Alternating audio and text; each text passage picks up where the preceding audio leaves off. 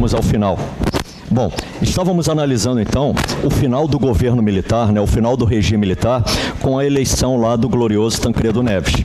Aquela ocasião nós analisamos que Tancredo Neves fez parte de uma coligação política chamada Aliança Democrática, que derrotou outro candidato, o Paulo Maluf. Mas aquelas eleições, elas ainda foram indiretas. Elas foram feitas, realizadas pelo colégio eleitoral, beleza? Foram as últimas eleições indiretas para eleger presidente, governador, enfim, as últimas eleições indiretas da história do Brasil. E aí, essas eleições deram a vitória ao glorioso Tancredo. Tancredo Neves eleito pelo colégio eleitoral, mas, infelizmente, ele não chega a tomar posse. Tancredo Neves, ele estava acometido de um problema de saúde sério chamado diverticulite. E esse problema de saúde o levou a óbito. Sendo assim, o vice da chapa de Tancredo assume a presidência, é o José Sarney. Então acaba a República Militar, acaba o regime militar e inicia-se o último período da nossa história, que é a chamada Nova República. Lá de 1985 até os dias atuais, beleza? E aí, o que os senhores precisam saber sobre esse período da Nova República? Falando de coração para vocês. Se cair alguma questão sobre Nova República, os caras vão explorar, assim, 90% de chance deles explorarem dois assuntos. Primeiro, a parte econômica, os planos econômicos da Nova República, plano Cruzado, plano Collor, esses planos aí. E segundo, a Constituição de 1988. Então, das questões que caíram, até hoje, na SFSEX, em relação à Nova República, os camaradas procuraram questões relativas a esses temas, Os planos econômicos, a parte econômica da Nova República e a nova Constituição, a que vigora até os dias atuais, beleza? Sendo assim, vamos analisar aqui o governo José Sarney.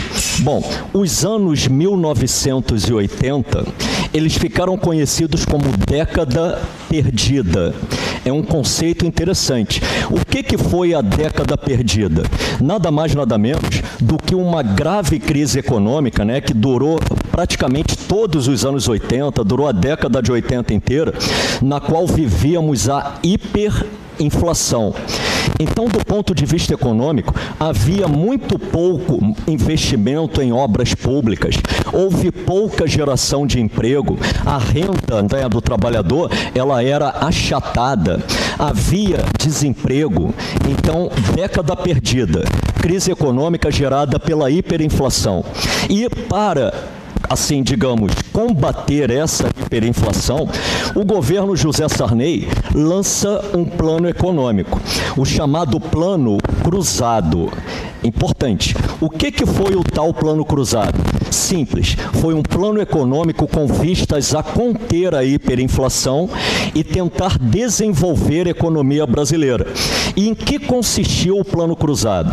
Bom, a nossa moeda era o cruzeiro, até aquele momento.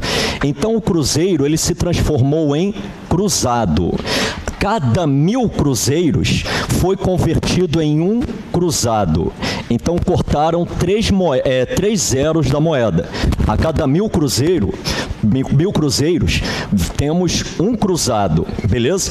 E o Plano Cruzado, ele congelou preços e câmbio, Aquela paridade, aquele câmbio com dólar, a comparação com dólar, foi congelado. E os preços também. Então, o Plano Cruzado, fundamentalmente, foi um decreto presidencial que proíbe aumento de preços. É um congelamento de preços, feito por decreto, beleza? O glorioso presidente Sarney, ele fez um trocadilho dizendo assim, faremos uma cruzada contra a inflação. O Plano Cruzado seria uma cruzada contra a inflação. É um trocadilho que ele usou. Ele apareceu na TV, em rede nacional, explicando o que seria o Plano Cruzado. Então, maneiro. Cruzeiro deixa de existir, vira cruzado. Cada 1000 cruzeiros, um cruzado.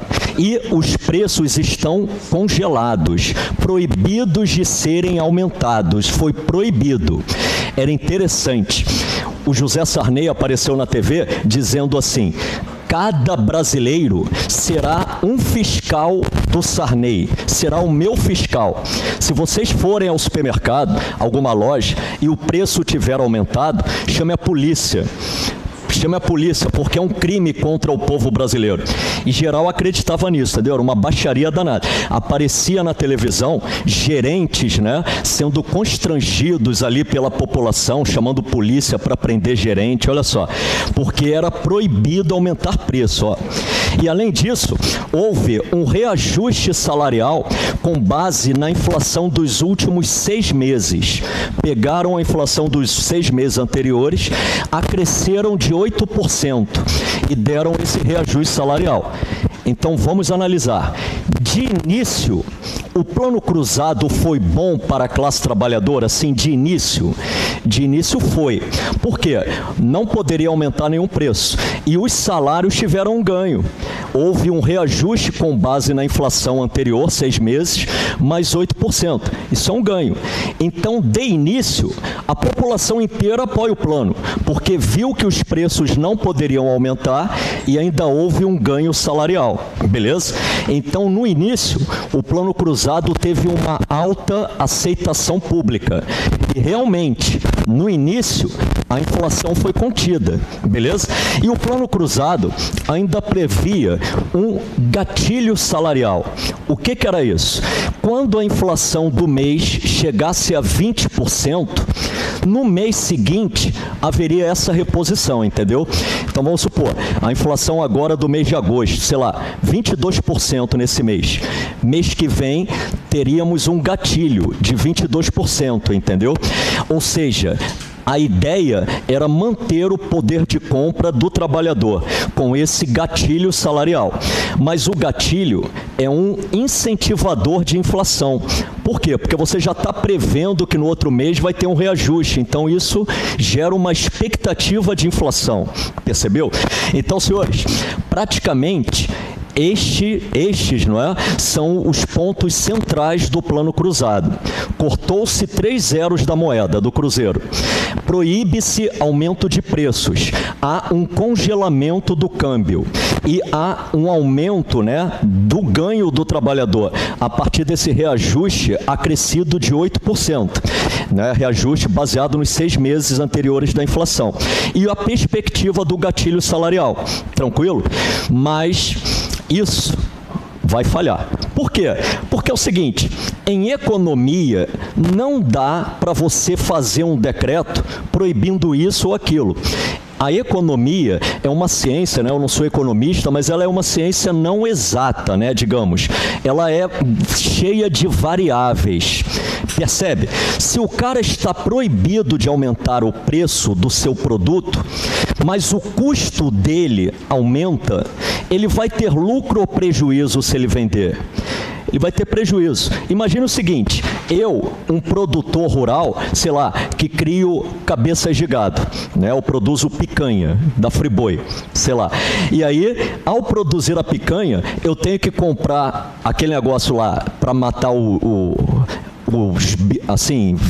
vermífugo, né, para dar para o boizinho, tem que comprar alimento, ração para dar para o boizinho, e muitos desses insumos, eles são importados.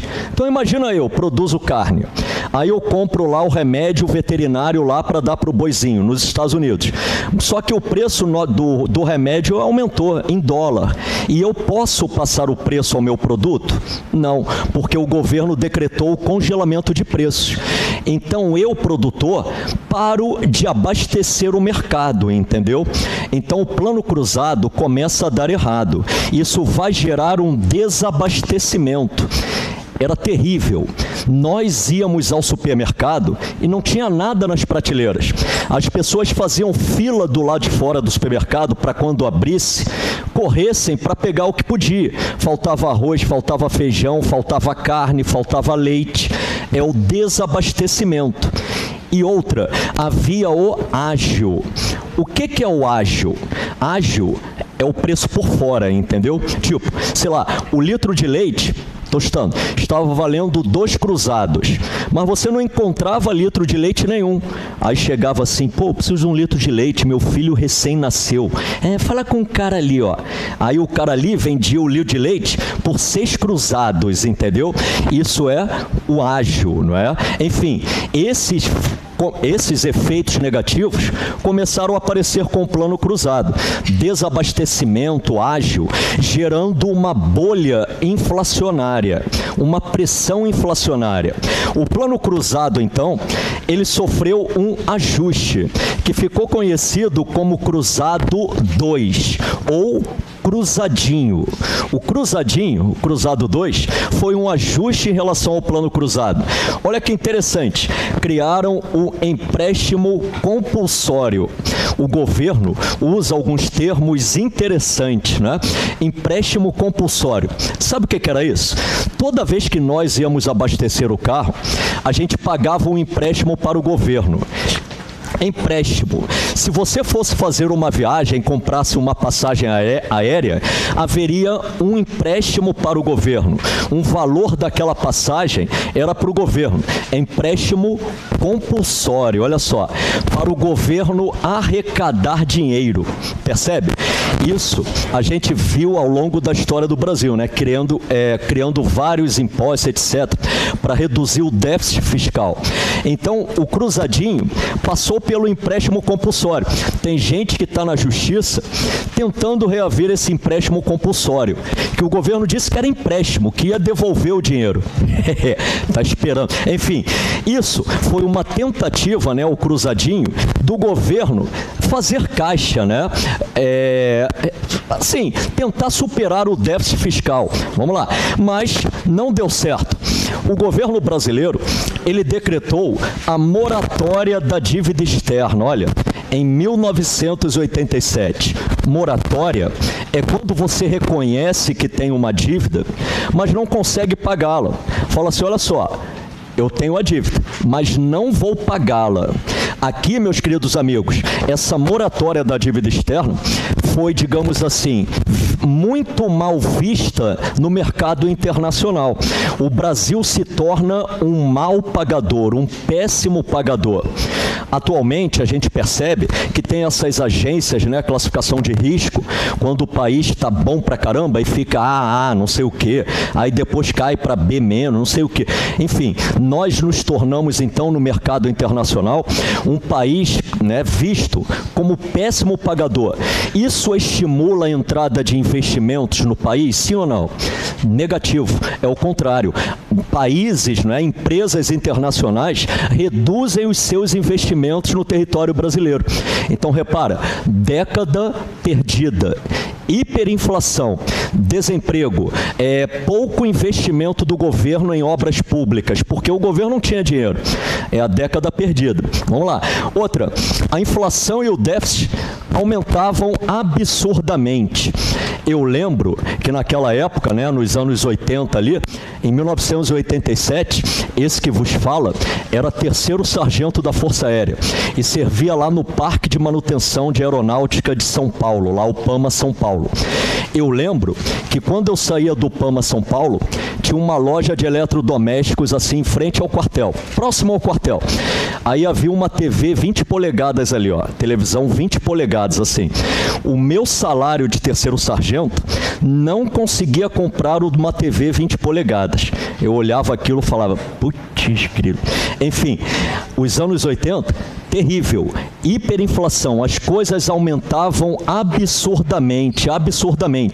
Íamos no mercado comprar, sei lá, açúcar, arroz, quando tinha, não é? Era a partir do deságio, havia desabastecimento, era uma coisa terrível. Eu tinha vários colegas no quartel, aí é um depoimento, né? Vários colegas que ficavam enrolados lá com o negócio de agiota, essas coisas todas, porque foi terrível os anos 80. E aí, meus queridos amigos, o governo Sarney segurou um repasse de preços, né, em relação às tarifas públicas até as eleições para os governos estaduais. Em 1986, final de 86, houve eleição para os governos estaduais. E o PMDB, que era o partido do Sarney, ganhou em vários estados, entendeu? Mas depois da eleição, mudou o ministro da Economia, o ministro da Fazenda. O plano cruzado, o ministro da Economia, o ministro da Fazenda, era o Dilson Funaro. Plano cruzado 1 e o cruzado 2. Era o Funaro. Depois ele saiu e vem esse cara aqui, ó, Bresser Pereira. De vez em quando ele aparece dando umas entrevistas aí na Globo News, etc. O ministro Bresser, ele lança um outro plano econômico, que ficou conhecido como Plano Bresser. Olha, o Plano Bresser foi o seguinte: houve novamente, né, o congelamento de preços, reafirma o congelamento de preços, porém, acaba o gatilho salarial, acabam os subsídios do governo a alguns produtos, dentre eles o trigo, aí o preço do pão, ó, tende a aumentar, né? Outra, há um grande tarifaço público. Todas as tarifas públicas sofreram reajustes. Tem lugar ali, ó. Todas as tarifas públicas, elas sofreram reajustes. Negócio de telefone, luz, água. Então, ó, é uma pressão inflacionária danada, quando aumenta as tarifas públicas. Agora, o fato é que eles seguraram essas tarifas, né, o reajuste delas, após as eleições. Olha que coisa. Maquiavélico, né? Enfim, o Plano Bresser não conteve a inflação. Naquele ano, calcula-se em torno de 360% de inflação. Ó. Imagine viver num país com uma taxa inflacionária como essa. Eu lembro que nós íamos ao supermercado e naquela época não tinha código de barras, né? Então o cara remarcava o preço manualmente. Então, quando a gente ia no supermercado, tinha aquela maquininha de colocar a etiqueta de preço no produto. Quando a gente via o cara marcando assim a etiqueta, a gente corria para pegar antes do cara botar o preço novo. Era assim, ninguém acredita, mas pegava lá, sei lá, o máximo que podia antes do cara colocar o novo preço. Aí falava-se assim, me dei bem aí, me dei bem. Mas era uma ilusão, entendeu? A hiperinflação é uma coisa terrível. A gente não podia fazer nenhum plano, nenhum planejamento.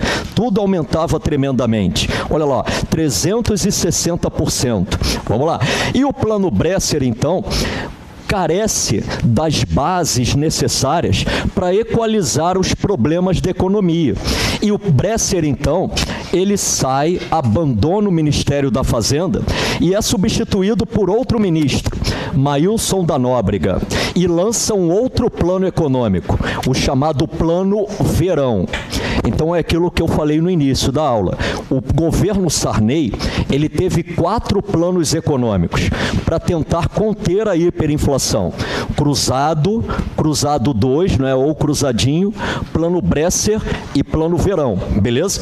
O Maílson da Nóbrega era interessante. Assim, eu estou esperando até hoje, enquanto militar, o que o Maílson da Nóbrega falava e se falava naquela época. Naquela época falavam assim, vamos fazer a isonomia salarial. Isonomia. Como assim? Falava na época do governo Sarney que os 3 poderes, legislativo, executivo e judiciário, eles teriam o mesmo nível salarial, entendeu? Tipo, o juiz do Supremo Tribunal Federal lá, o salário dele, ou melhor, o salário dos almirantes, generais, seriam equiparados ao ministro do STF. E aí todos os militares teriam um reajuste de acordo com aquela equiparação. Percebe? Isso era a chamada isonomia, né? Prometeram isso, que os 3 poderes teriam o mesmo nível salarial. Estou esperando até hoje a isonomia. Enfim, mas o fato é que o Maílson da Nóbrega lança um novo plano econômico e muda-se a moeda novamente. O cruzado passa a se chamar cruzado novo. Então, olha que coisa. Antes do Sarney entrar, era o cruzeiro. Aí o Sarney criou o cruzado. Aí ainda no governo Sarney, só que no Maílson, né, no Plano Verão, o cruzado virou o cruzado novo. Percebe? Aquela época era interessante. É porque eu nunca sonhei naquele momento que seria professor de história, senão eu teria guardado o dinheiro. Naquela época, o dinheiro, né, assim, ele mudou tão rápido, em tão pouco tempo, que a Casa da Moeda não tinha condição de emitir novas cédulas, entendeu? E aí pegava-se uma cédula, sei lá, de 1.000 cruzeiros e colocava um carimbo, olha só, um carimbo assim, vale um cruzado novo, ou vale um cruzado, entendeu? Era uma loucura. Havia na carteira, né, a ocasião da gente ter 3 tipos de cédulas diferentes: cruzeiro, cruzado e cruzado novo, assim, 3 cédulas diferentes, usadas, né, simultaneamente, olha isso. Enfim, o Plano Verão troca a moeda e, para variar, atinge, não é, a classe trabalhadora. A correção das poupanças, ela é revista. É claro que é revista para um índice menor do que aquela correção anterior, entendeu? Então, há uma correção das poupanças e um novo congelamento de preços. Agora, congela-se salários, olha aí, ó, proíbe reajuste salarial, percebe? Para tentar conter a inflação. Porque quando se tem uma pressão salarial, né, aumento salarial, assim, eu posso parecer, você é um neoliberal contra os trabalhadores. Negativo, não sou nada disso, nem neoliberal, nem nada. Mas, quando se tem muito dinheiro circulando, né, você provoca uma pressão inflacionária. Então, os caras seguraram os reajustes salariais, beleza? Acabaram com uma indexação, ó, obrigação do Tesouro Nacional. É um indexador da economia. Falar nisso, aquela época era interessante.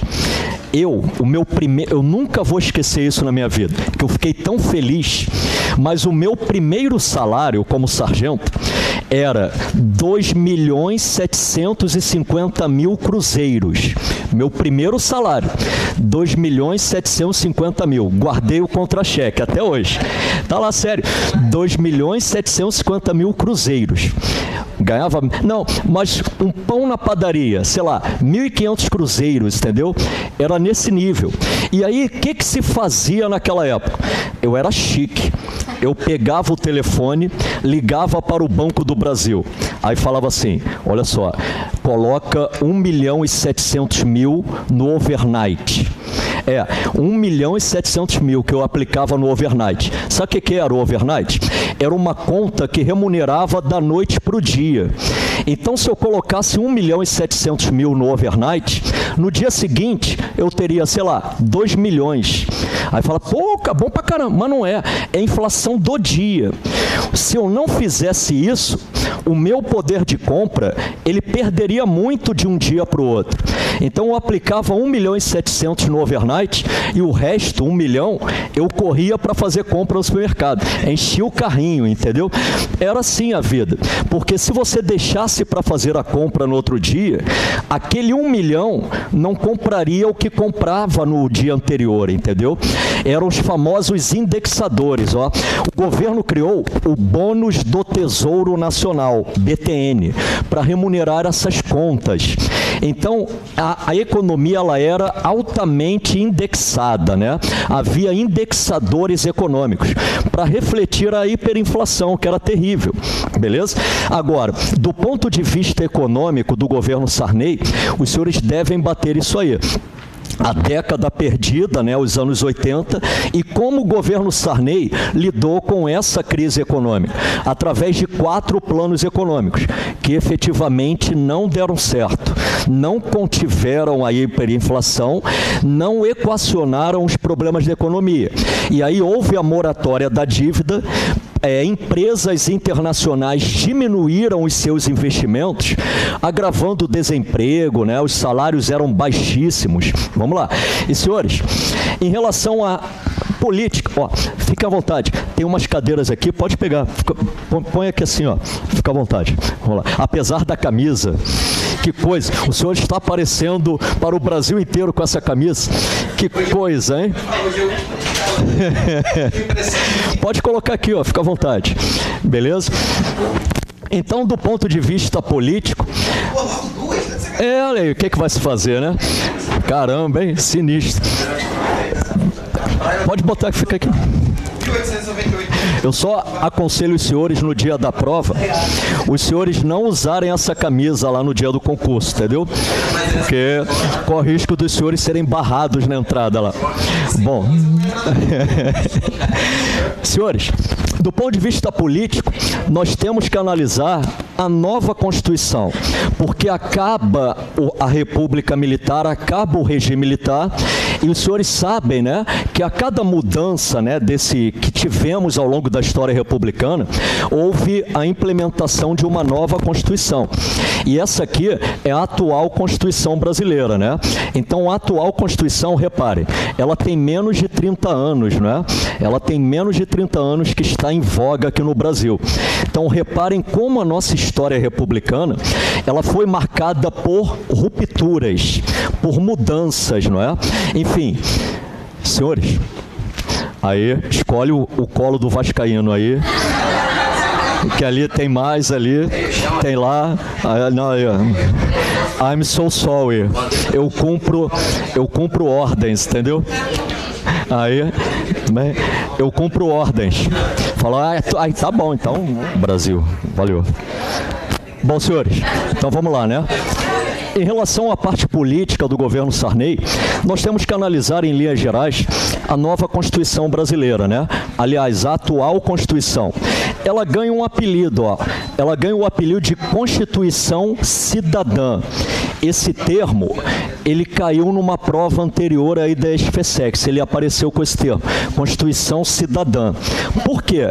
Porque ela garante todos os direitos, todas as liberdades, todas as noções de direito, individuais ou coletivas, estão garantidas na Constituição de 88.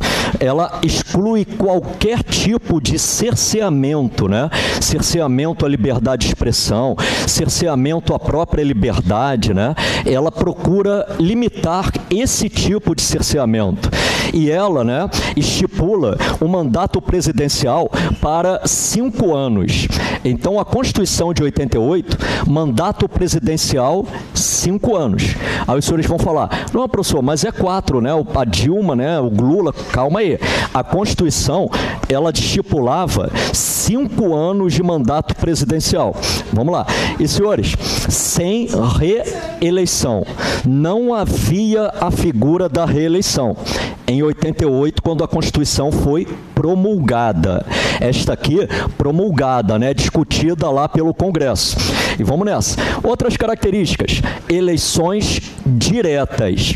Eu lembro a vocês que a anterior às eleições eram indiretas. Aquela de 1967, que foi revista pela emenda constitucional de 1969.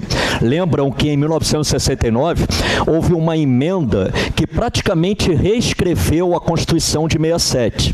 Aqui, ó, eleição direta, eleição livre, direta, voto, é claro, secreto, né? O voto só não era secreto na época da República Velha, lá que o voto era aberto, né? Vamos nessa. E outra novidade, ó, voto facultativo para maiores de 16 anos e maiores de 70 anos.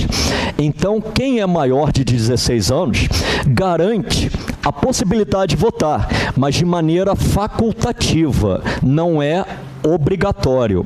Da mesma maneira, os analfabetos. A Constituição de 1988, ela garante o direito aos analfabetos votarem. Então, pela primeira vez na história do Brasil, os analfabetos ganharam direito ao voto, aqui em 88, mas também de maneira facultativa. O analfabeto não é obrigado a votar. Por quê? Justamente para evitar o constrangimento, entendeu? Como a Constituição de 88, ela garante plenos direitos e liberdades, ela entende que o analfabeto, ele não é obrigado a votar, porque ele pode ser constrangido na hora do voto, entendeu? Tipo, imagine eu lá, analfabeto, aí chego, não sei nem ler onde está o negócio da sessão, da junta, aí pode criar um constrangimento. Então, ao analfabeto é facultado o direito de votar, mas é garantido se ele quiser, beleza? Outra, habeas data. Interessante. Tudo que diz respeito a nós, não é? Ao indivíduo, essa pessoa tem direito de saber o que está sendo tratado sobre ele. A habeas data é o acesso aos dados, não é? Tipo, se eu estou assim, envolvido no inquérito, num negócio qualquer, eu tenho o direito de saber o que está sendo publicado, o que está sendo escrito ao meu respeito. É o famoso habeas data, beleza? Outra, senhores, direito de greve. Tudo bem, nós temos aí o direito de greve reconhecido, mas temos também algumas carreiras, não é? Que elas tem uma certa regulamentação específica sobre o direito de greve, como, por exemplo, médico, né, enfermeiro. Se tudo que é médico parar, como é que vai ser? Então tem que ter, digamos assim, uma regulamentação específica, mas é garantido o direito à greve, é garantido o direito à sindicalização, esse papo todo, beleza? E o governo Sarney não conteve a hiperinflação, de jeito nenhum. E as eleições se aproximam, é o final do governo Sarney. E temos eleições diretas. Desde lá a eleição de Jânio Quadros, não é? Que nós não tínhamos eleição direta. Desde os anos 1960, Jânio Quadros eleito, 1961, de lá para cá não houve mais eleição direta. Voltou. E vários candidatos apareceram. Vários, inúmeros. Paulo Maluf, Leonel Brizola, tinha um cara chamado Enéas, que ficou popularizado, né? Vários candidatos. E 2 foram para o segundo turno. O glorioso Fernando Collor de Mello e o fabuloso Luiz Inácio Lula da Silva, que tinha aparecido no cenário político por conta daqueles movimentos grevistas, né, do ABC, dos metalúrgicos do ABC. Então Lula se lança candidato e vai para o segundo turno. Assim, às vésperas da eleição, Collor assume a vantagem e efetivamente, tem cadeira aí, Juliano? Tem uma ali do seu lado, ali ó. Aí, ó. Não, tem mais uma, ó. Valeu. Tem mais, ali, ó. Valeu, meu amigo. Vamos lá. E aí, Lula e Collor disputando lá as eleições, Collor foi eleito. Aquelas eleições estavam indefinidas, entendeu? Estava assim indefinida quem ganharia efetivamente. Collor assume a vantagem no final e é eleito. Eu lembro muito bem que Collor aparecia como um candidato atlético, bonitão. Ele aparecia correndo assim, fazendo atividade física. Aí muitas mulheres naquela época falaram, vou votar nele. Aí eu, por quê? É bonitão, ele é tão bonito, é sério mesmo. E aí o Collor ganha a eleição. E olha isso, hein? Primeiro candidato eleito diretamente, desde os anos 60. Fizeram festa, que é o Brasil se redemocratizando, que era depois da ditadura, o povo consegue eleger aquela festa, né, da cidadania. Enfim, Collor eleito e começa o governo Collor. Algumas das promessas dele passavam por essas ideias aqui, ó, moralizar o serviço público. Ele falava, o Brasil tem um serviço público ineficiente. Nós temos que acabar com os altos salários. Ó. Tem muita gente no serviço público que ganha muito sem produzir. Ele chamou de marajás, os marajás do serviço público. O Collor lançou um programa chamado PDV, Plano de Demissão Voluntária. Um montão de funcionário público que aderisse ao PDV ia ganhar, sei lá, uma compensação, não sei o quê. E ele passou, então, essa ideia, né, de moralizar o serviço público, caçar marajá, tornar o Brasil mais eficiente e acabar com a inflação. Olha, ele dizia, vou acabar com o dragão da inflação com um tiro apenas. Darei um tiro e matarei o dragão da inflação. Matou gente do coração, isso sim. Porque a ministra da Economia era a Zélia, gloriosa Zélia Cardoso de Mello. Não era parente dele não, tá? É uma coincidência de sobrenome. Collor de Mello e Zélia Cardoso de Mello. Não era parente. A Zélia, a ministra, lançou um plano que, assim, abalou as estruturas da nação.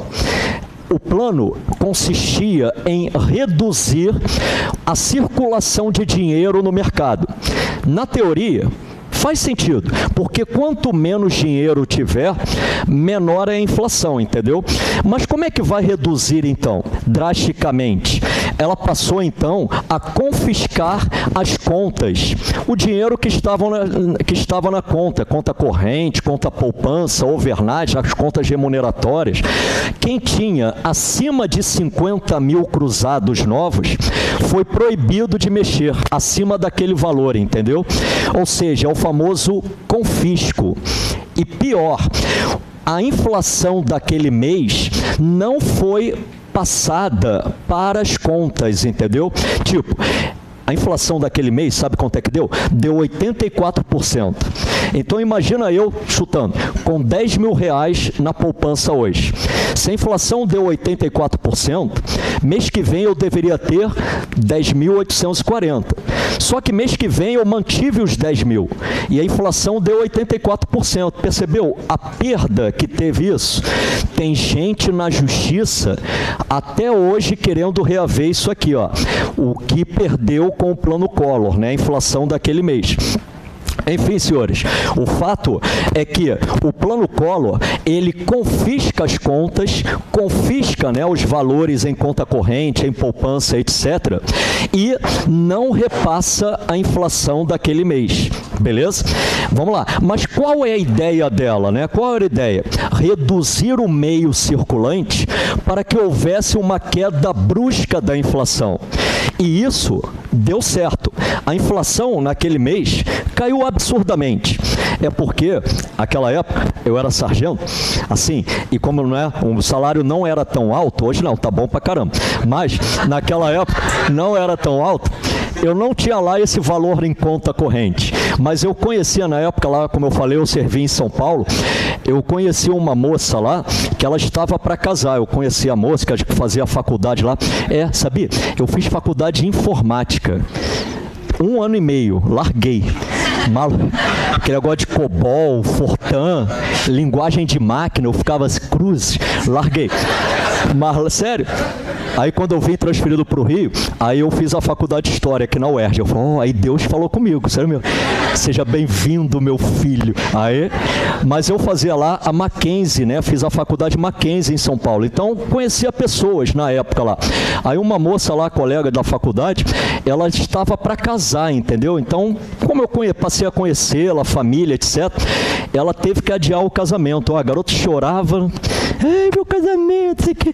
Enfim, que aí o cara fez assim, o cara que... Mas, tô brincando. Bloqueou a conta. E, num primeiro momento, a hiperinflação caiu mesmo, porque ninguém tinha dinheiro. Quem imaginasse que iria acontecer isso, estava feito. Dizem, aí eu não posso provar, que altos empresários, quem era ligado ao poder, um dia antes tirou todo o dinheiro, assim, ó. Agora geral do povão se ferrou, entendeu? E os preços caíram mesmo. Tipo, um carro zero, sei lá, que hoje custa em torno de 35 mil reais, estaria sendo vendido por 10 mil reais, porque ninguém tinha dinheiro, entendeu? O dinheiro estava bloqueado. O dinheiro seria liberado mais à frente em parcelas, percebe? Então o plano Collor consistia no bloqueio das contas, né, para despencar a inflação. E isso aconteceu num primeiro momento. Porém, o plano Collor também passou por tabelamento de alguns produtos. Eram as chamadas tablitas. Então, de mês a mês, saía tabelamento de alguns produtos, entendeu? Esses produtos não podem aumentar. São as chamadas tablitas. Mas, igual aos planos anteriores, isso gera uma pressão inflacionária, uma bolha inflacionária. E também, ó, desabastecimento, desabastecimento ágil, a recessão continua, recessão, né, falta de investimentos do governo, falta de investimentos do setor privado. Vamos lá. E o plano Collor 2? Olha aí, se teve outro plano, é porque o anterior não deu certo. O plano Collor 2, ele extingue vários indexadores da economia e novo congelamento de preços. Olha, insistindo nisso, né? São medidas, assim, digamos, mais populistas do que propriamente que vão resolver o problema da economia. A Zélia não aguenta as pressões e se demite. Hoje ela vive lá nos Estados Unidos, em Nova York. Ela teve um filho com o Chico Anísio, vive lá com o filho, beleza? Mas a época do plano Collor, né, a época do Collor, do ponto de vista econômico, também desastre, né? Vamos nessa. Aí, o que os senhores precisam saber? Justamente o que foi o plano Collor, né, esse negócio de confiscar, bloquear contas, para tentar derrubar a inflação de maneira rápida. E aquela nova mudança de moeda, né? O Cruzeiro Novo, desculpa, o Cruzado Novo voltou a se chamar Cruzeiro, ó. Por isso que eu digo, era uma loucura. Havia uma cédula com carimbo, vale, tipo aquelas cédulas de brinquedo, né, que as crianças usam, que tem um carimbinho assim, era a mesma coisa. Vale, sei lá, 10 cruzeiros, 10 cruzados, era mó bagunça, né? A gente tinha na carteira várias cédulas que eram usadas simultaneamente, percebe? Vamos nessa. Senhores, ainda no governo Collor, começa o neoliberalismo. Como assim? Nós estudamos esse tempo todo que desde Getúlio Vargas, os governos brasileiros investiram em infraestrutura, né? Empresas de infraestrutura, tipo hidrelétricas, tipo o sistema Telebrás. A partir do governo Collor, há a privatização dessas empresas. O neoliberalismo, ele consiste em o Estado deve ter uma presença mínima na economia. O Estado deve cuidar apenas das necessidades básicas, segurança, transporte, criar os meios para as empresas, digamos, viverem, né, se estruturarem. Então, o neoliberalismo é o programa de privatizações, vender empresas públicas. Começa aqui com o Fernando Collor. E com o Fernando Henrique Cardoso, a gente vai ver, isso vai se aprofundar. Então, olha lá, a Usiminas, Usina Siderúrgica de Minas Gerais, privatizada. A VASP, Viação Aérea de São Paulo, né, empresa aérea, hoje está falida, né, eu acho que está se reestruturando. Mas, privatizações, beleza?